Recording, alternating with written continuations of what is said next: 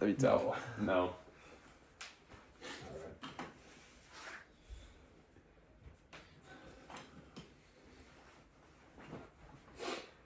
Samuel Beckett's Endgame, a 20th century parable, discusses the what life is like without God and how when God is not present, life in general is just incredibly painful. Yeah, so in our article, the main idea is that God has left the world, and Ham and Clove are just like left to like suffer without any real reason. The world is incredibly desolate, and one of the first things that the author notes is that with the like two windows on either side of the room, that somehow translates into it being like a skull, and the like hill that Jesus Christ died on top of was called Golgotha, which means the place of the skull. So that's one of like the first parallels that he draws. I think it's a bit of a stretch, but yeah, this entire article is kind of full of holes, if you ask me. I mean, she starts it off by saying, like, like Ben mentioned, the world is full of, like, nothing, lifeless, desolate, devoid of life. Yeah, stinks with corpses. Yeah, but as you kind of get more into it, the author transitions from just talking about how it's devoid of life to the fact that God is not present, and that is made known throughout the book through the different like dynamics between the characters, as well as the different actual quotes that they say. So one very prevalent example of this is when Clove and Ham, who which is important that the author notes that they are together by chance, not actually by like choice, because they're constantly talking about leaving. This is important because it can be used to further like divide them, since if they were even more different, then obviously they'd not willingly be together. So the book sets them together so that they can better like contrast each other. Mm-hmm. So the author of the article, he tries to he says that Ham is like, he says here, a landlord or like some sort of like nobility. And the like real important part is that he wants to be perceived as God, but he doesn't have like any actual power.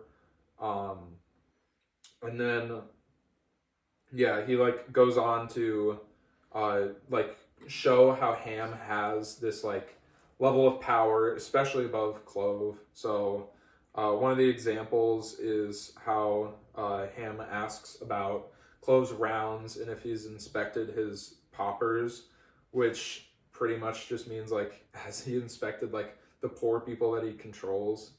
And this was like a flashback, but yeah, it immediately shows that Ham is in like some position of authority, but he still like isn't like pious or like like Christian or in any way. In contrast, Clove is seen throughout the book more as like someone who's kind of like poor, who came from nothing. This can also be inferred by his background, which Ham actually mentions when he asks Clove, "Have you ever heard? Do you know your father?"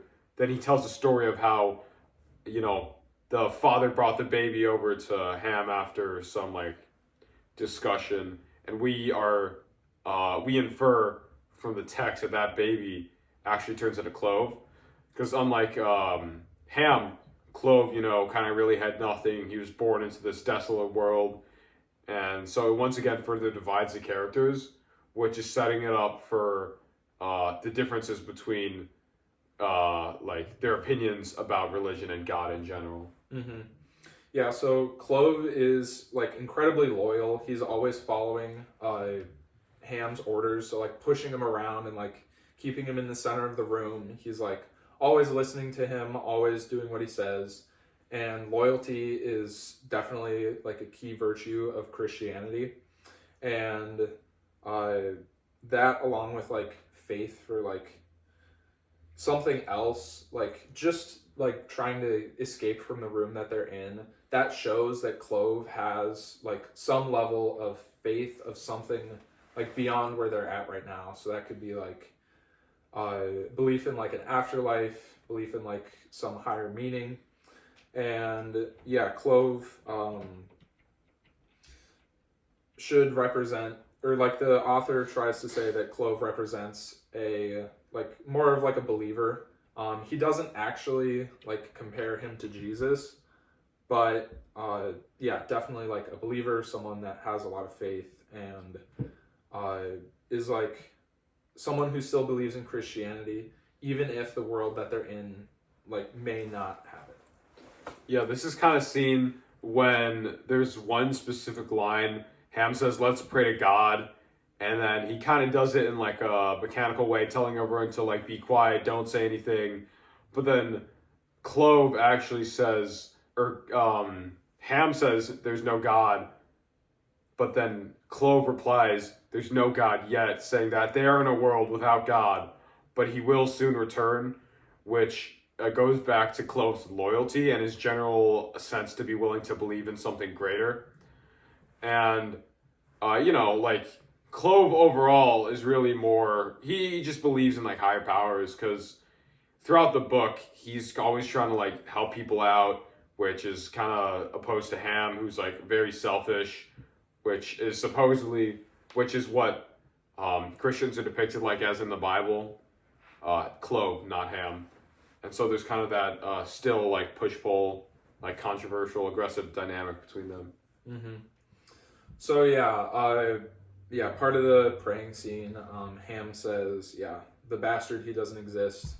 And the author connects that to how Ham, like, is definitely not, like, a representation of God or anything. He's more of, like, a representation of, like, sinners. So, yeah, he breaks the third commandment by saying that, which is, "Thou shalt not take the name of the Lord in vain." And he goes on to, kill Mother Peg. That goes against, loving thy neighbor as thyself. And then he also, isn't it? He, kills Nell by not feeding her. Yeah, I mean, he breaks a lot of the commandments. Yeah. That's one of the main points of the author, is that Ham is like what the average person would do without God and without the Ten Commandments, which the author kind of states is the basis for like most laws. Because not only does he like not honor, like respect thy father and thy mother, Neg and Nell, he's constantly like bottling them and not giving them food and disrespecting them, but he also kills people. He wants to be perceived as God, which is like, no other false idols, since he's constantly having like trying to get people to worship him. Something that this article talks about is how the dog is put up he wants the dog to be put up in like a supplicant position. So he's like the dog is honoring. Like laying down, like bowing down in front of him, pretty much. Yeah, and then there's one other one, do not kill, which Ben mentioned. Mm-hmm. And so all these kind of like culminate into what the author of the article thinks is Samuel Beckett is trying to portray of what life without God is like. Whereas with Clove, he lives a better life. Since, Clove he's able to walk, he is more active, just like generally kind of has a happier life since he's not bound by like blindness and everything. Mm-hmm. Yeah, so Clove, he's a representation of the like Christian believers. Even if there is no God, he still has like at least a better life, even if it's not a good one. And going back to the Mother Peg, when like they describe her death, one of them says that she died of darkness, and then Clove is like disturbed by the like lack of light, and light is a like very key symbol for Christianity, like the light of God. And yeah, Clove and Ham go on to like discuss like afterlife, and Clove, if he's a Christian, he would be unsure about whether or not something would happen, so that's why he's asking. But then Ham is like very confident that he will have some sort of afterlife, um, which is kind of like self-centered and like thinking that he is like way more powerful and like in the position of a god, even though he is definitely not. So Yeah, something interesting to take note of is even though Clove lives a better life, it's still situated in that like kind of horrible like world. And so the author's trying to, I think he might be saying that even though Clove is a believer, if there's no God, life still overall kind of sucks, which is really interesting because the author closes with the fact that Samuel Beckett was often described as a non-believer or someone who didn't like actively or like out loud at least support Christianity, even though he had a lot of Bibles and a lot of different like Christian like memorabilia. He still would always not, he said he didn't subscribe or whatever. However, he ended his conversations with God bless, which is a pretty common term for people of the Christian faith in Ireland. Yeah. Something along those lines. Yeah. There's no doubt that there's Christian elements throughout the story. Although, it definitely does present itself as like a nihilistic sort of story where there's just like complete despair. Did we mention how like they never actually specifically mention God or like any Christian faith? So there's like no actual reference. There is the praying scene, but I mean you could interpret that as like for some other religion or like to some other gods. But the story itself just like makes so many like small gestures towards Christianity that it's like impossible to like say that it didn't have an influence on Beckett's story. So, yeah, and so while the whole point of this article is to talk about how Samuel Beckett truly wants to create, wants to help the reader understand what life without God is like and how it really just ends up in a horrible like state. I think in my opinion, the article itself really just kind of like doesn't make sense if you try to think about it logically. And she might even, in my opinion, get it completely flipped, and that this is actually what life is like under God. And so, I just kind of want to hear your thoughts as well, Ben. So I don't know if you can like argue either way, if like God exists or not in this play, because there's no like concrete evidence. But I like to think that like in this world he doesn't exist. Going along with the author, because like Clove is the only one who like shows actual faith, and his life is still like not that much better than Ham's. And Ham is like actively like committing blasphemy and stuff, and he never does leave in the end, so like they're both stuck in the same place. Yeah, in my opinion, I think the author actually got it wrong, and that is trying to show what life is like with God instead of without God. And so what I was thinking is that throughout the book, Ham actually represents God, and then Clove is like the subservient person, because actually what the author uses in her argument with how, he breaks the 10 Commandments and he's always domineering, it kind of is similar to what's portrayed in the Bible with, how God does murder some people, and he does sometimes do some things which could be seen as dominant or domineering. And I think it actually makes more sense in the context of who Samuel Beckett actually was, since he was a non-believer. So it wouldn't really make sense for him to write a play which is actually supporting Christianity when he himself did not. Furthermore, another key element of the article is the fact that this is like a more extreme version of Waiting for Godot, which is another absurdist play. And in that play, it also does, at least according to this article, not really support God. So it'd be interesting to see Samuel Beckett make that switch all of a sudden. Mm-hmm. I do think, though, that you could argue that the story is like sort of pro-Christianity. I think one interpretation that could show that would be having like Clove be a representation for Jesus directly.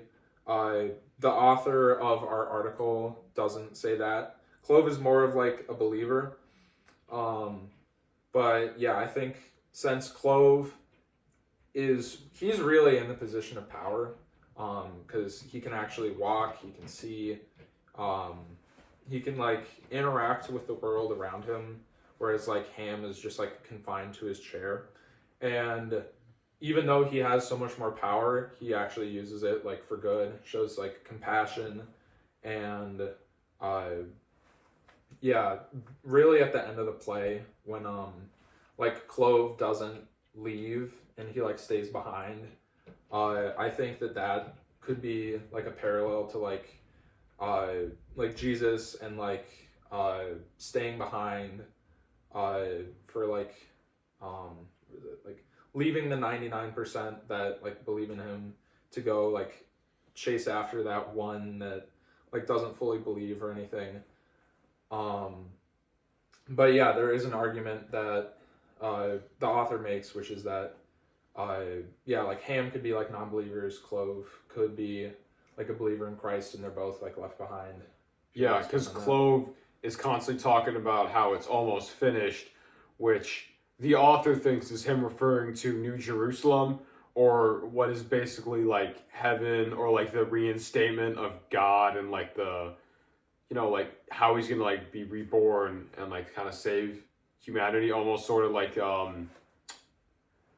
rapture. And so he's in the end of the book, he actually waits at the doorstep instead of leaving, which shows Clove's loyalty and how it's almost finished, and he wants to see it through. He wants to see if there's a New Jerusalem waiting for him at the end of the tunnel. And even he talks about that when he goes into his kitchen, which is a 10 by 10 by 10 area. And this author thinks that represents New Jerusalem as well, since apparently those two things are very related. Yeah. So, yeah, the author definitely makes a Orthodox Christian argument, like saying that there's definitely Orthodox Christian like views in the story. Yeah, Clove is like the main like person like showing those qualities, and then Ham is like kind of like a cautionary tale about like what life would look like without like believing in God. So yeah, that's our article. Yeah, thank you for watching. Uh-huh. We're good.